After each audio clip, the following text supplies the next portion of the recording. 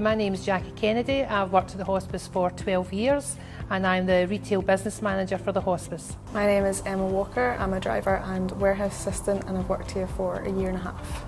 I had never worked for a charity before and this job came up and it attracted me because it wouldn't just be a job, it would be making a difference every day. Well, I lost my mum in the hospice and I worked for the hospice. I didn't realise until I went into the hospice with my mum just how much they actually do, and that just blew me away, even though I'd worked for the hospice for 10 years at that point. The values that I see in the shop are definitely person-centred because you don't know who's coming through the door, whether they've been affected by somebody they've loved has been in the hospice, they might be a family member, so it's really important to have good customer service no matter what. When you are dealing with people's belongings, and I know that you've done this as well, Emma, that it's treating those things with respect when you're putting them in a van, just to show that you're showing care and compassion for these items. Well, I think with exceptional service and people coming to the hospice for help, we had that lady who had lost her husband, was finding it very difficult to sort out his clothes. She came into the fundraising office and we helped her. We said, we'll be led by you. We went with the van just to see the volume and it was amazing because you walked into one room and there was a rail full of brand new suits, and then you walked into another room and it was about 60 bags.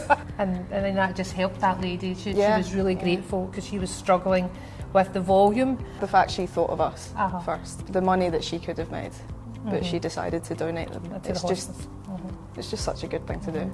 In certain cases, we're not really supposed to pick up anything bar furniture, but in special circumstances like this, it does show that we're going that one step further. To be fair, I think it's all about good customer service at the end of the day.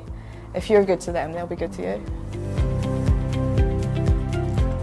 Every shop manager will tell you about the people coming to the back door, and they're not just customers. These are people who have lost through bereavement in the hospital or in the hospice, and these people will give you a story. So managers, although they're there to take the goods off the people, they're certainly there to lend an ear and empathise with them, and that's a huge part of the job. Even the volunteers as well, because they've got some stories and the reason why they volunteer.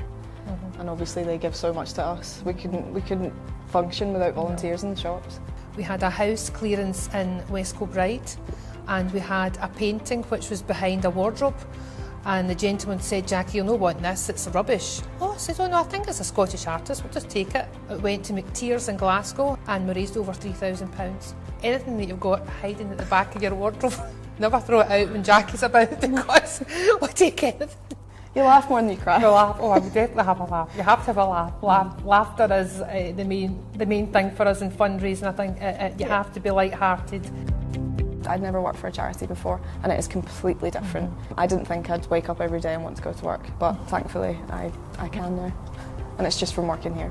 The charity in itself is amazing, but it's a sad place to be at times, but I was surprised at how upbeat everybody is in every sector, and it helps. That's what makes it such a great place to work. Everything you do is for the Ayrshire Hospice and you're proud that you're working for the Ayrshire Hospice, and you're always the face of the Ayrshire Hospice. Doesn't matter whether you're working or not working, people know your face and they know, oh, that's the girls for the hospice. So it just makes you proud to be part of that.